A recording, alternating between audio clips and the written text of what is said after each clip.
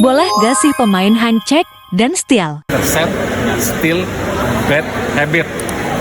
Kenapa? Kenapa tuh? Risikonya pasti fall.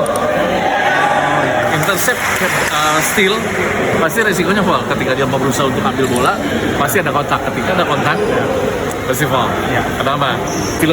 Salah satu filosofi basket orang body contact, tapi ini ada rules-nya di basket. Handshake is prohibited. Handshake itu boleh berapa detik? Nggak boleh. Sama Kalau sekali rules-nya nggak nggak boleh. Handshake is prohibited. Nah, jadi udah nggak boleh. Cuman kita kalau Walaupun gua cuma nggak boleh. Nah, kalau itu nggak masalah. Makanya bilang awas tangan. Ketika kita udah support verbal, bentukkan kita langsung tiup. nanti ada peringatan dulu. Ada ini Kalau masih ada nggak support diindahkan, baru verbal. ambil. Yang lawan lewat yang dilakuin apa? Slide.